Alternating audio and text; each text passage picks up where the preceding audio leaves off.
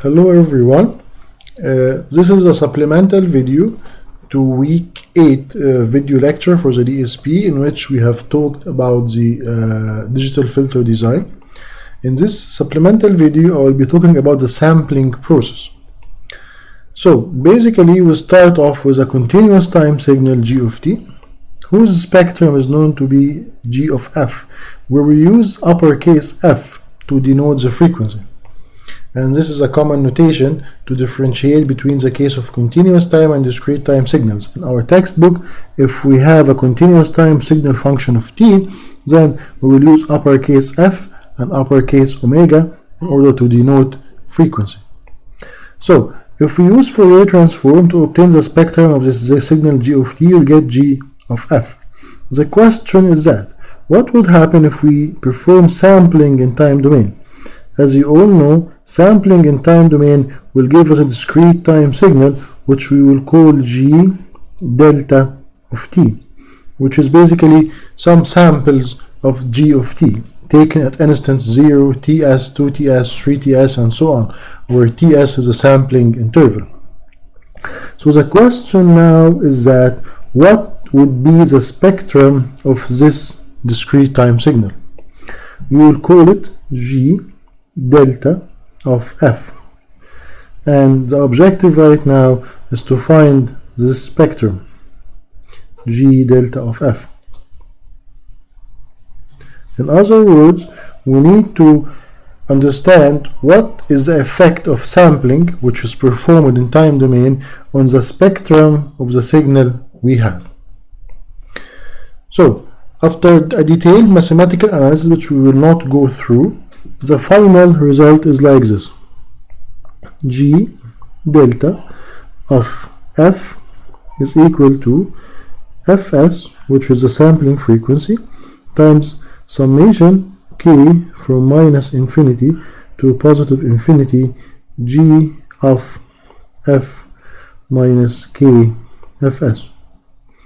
This equation is very important, and the derivation is very nice, but we don't have the time to do the derivation, so let's just use the final result. The final result is saying simply that the spectrum of a sampled signal or a discrete time signal is exactly the same as the spectrum of the original continuous time signal, but with two differences. The first difference is that this spectrum is being repeated every fs, and it's multiplied by a constant fs. So let's see how does it go. So if we try to expand this summation, we get an fs multiplied by, if you put k equals to 0, you will get G of f, which is the spectrum of the original signal centered around 0, plus if you put k equals to 1, you will get G of f minus fs, which is the spectrum shifted to the right at fs, the sampling frequency. Fs is the sampling frequency, which is 1 over ts, plus G of f plus fs if you set k equal to -1. If k is equal to 2, so G of f minus 2fs. And the summation goes up to infinity and minus infinity. So if we try to plot this, if we have,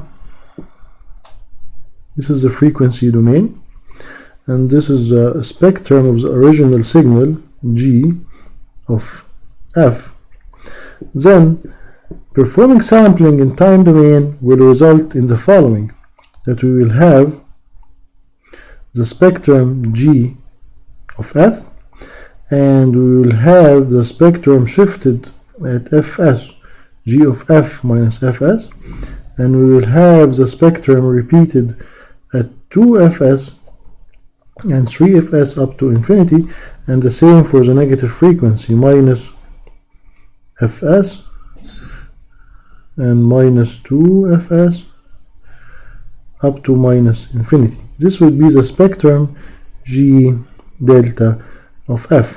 So one important result of sampling in time domain is the periodicity in frequency domain. So we have this famous relation that says discreteness in time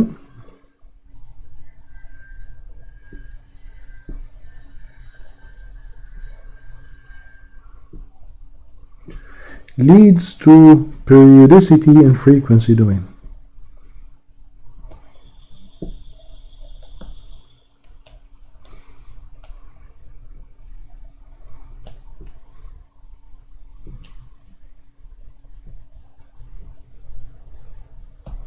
So if you go back over here, the sampling process which we have performed in time domain resulted in a discrete time signal. Now the spectrum of this discrete time signal is periodic. Discreteness in time domain results in periodicity in frequency domain. This is a very, very important result.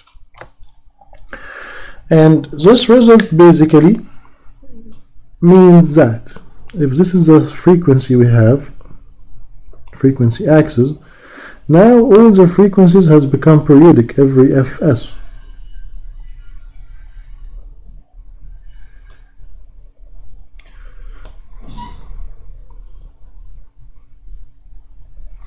And if we use the axis omega, capital omega, which is the angular frequency, it's also periodic every omega s.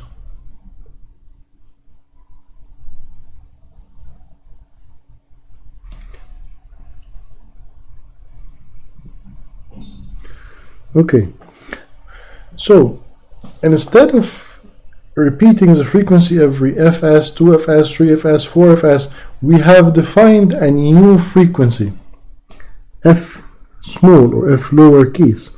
And f lowercase is defined as f uppercase over f sampling, which will lead to omega, lowercase omega would be 2 pi f capital over fs. That is, omega is equal to omega capital over fs. So now we have defined the so-called normalized frequency. This is called normalized frequency, where every frequency is normalized by fs. So how would this affect these axes? So right now, instead of having frequency 0 and fs and 2fs, everything will be normalized with respect to fs. So this would be 0, 1, 2, 3, minus 1, minus 2. And the axis would be f small. Same for omega. If we try to draw omega small over here, the new normalized frequency, 0 would be 0 and omega s would be 2 pi. How is that? If you go to the definition, the new normalized frequency is simply the old normalized frequency, the old frequency divided by fs. So if you divide omega s by fs, you get 2 pi. And here you will have 4 pi. And here we'll have minus 2 pi. So now, keeping in mind that we use the normalized frequency, the spectrum is periodic and it repeats every 2 pi. That's why in the z domain, the unit circle going around the unit circle, we have a cycle of 2 pi. And if you do one more rotation, you get another 2 pi, which is identical to the first cycle. That's why it's periodic every 2 pi. It agrees with what we have seen in the z transform. And that's why in digital filters, we only deal with one fundamental period of the frequency. So we do not need to worry about the whole frequency spectrum. We only need to worry about one cycle, either going from 0 to 2 pi or from minus pi to pi. Either way, we can worry about minus pi to pi, one complete cycle, or from 0 to 2 pi. That's why today in the lecture, where we have defined the frequency response of the filter, we only was worried about the range from minus pi to pi, because the spectrum repeats after that. So when we're defining a low pass filter, we define the response like this, and we didn't worry much about the remaining part of the frequency domain. And also we've said that we do not need to worry about the negative frequency as well, because if h of n is real, then h of e to the power j omega will be have even magnitude. So this means simply that the spectrum will be repeating at 2 pi, and here at minus 2 pi the spectrum will be repeating. And now we understand that the spectrum of a digital filter is also periodic, and this filter we have here is basically a low pass filter. Some might be confused by saying that this is a band pass filter. It's a low pass filter because it allows the range of frequencies around 0 to pass and kills the higher frequency. One might say, okay, but it allows a frequency around 2 pi to pass. Isn't 2 pi a high frequency? As a matter of fact, it's not. Why? Because basically what's happening at 0, the DC, is happening again at 2 pi, is happening again at 4 pi. Why is that? Because if the signal in time is discrete, the spectrum in frequency is periodic, and now it would be periodic every 2 pi. So what's happening at 0 is happening again at 2 pi, at 4 pi, at minus 2 pi, and so on. Let me say it one more time. Now that we have this normalized frequency,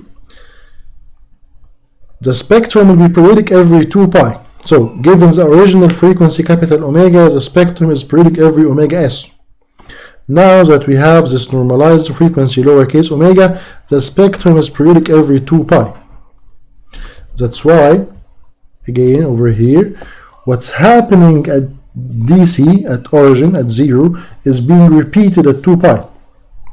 So 2 pi is no longer higher frequency than 0, it's actually 0, it's DC. 4 pi is a DC, minus 2 pi is a DC. This is happening because we have performed sampling in time domain. Sampling in time domain results in periodicity in frequency domain. So now to the confusing part, where is high frequency, where is low frequency? If this is the normalized frequency axis, this is 0, pi, 2 pi, 3 pi, 4 pi, minus pi, minus 2 pi, and so on. So now that we know the spectrum is periodic, we know that the low frequency is happening at 0. Since the spectrum is periodic, we know what's happening at 0 will be repeated at 2 pi. So at 2 pi it's low frequency. At 4 pi is low frequency. At minus 2 pi is also low frequency. So now the low frequency is periodic. So where is the high frequency? If 0 is a low frequency and 2 pi is a low frequency, DC and DC, the higher frequency would be in the middle, in between, at pi. So pi is high frequency. And since the spectrum is periodic, so what's happening at pi will be repeated at 3 pi. So 3 pi is high frequency. Minus pi is a high frequency. Minus 3 pi is a high frequency, and so on. So now the low frequency would be happening at 0, 2 pi, minus 2 pi, 4 pi, minus 4 pi. Low frequency actually is happening at even multiples of pi. So low frequency, even multiples of pi.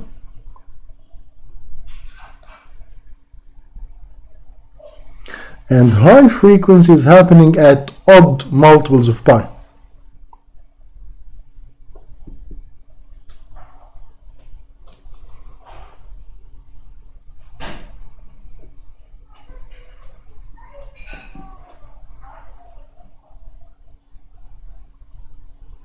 Okay, at odd multiples of pi.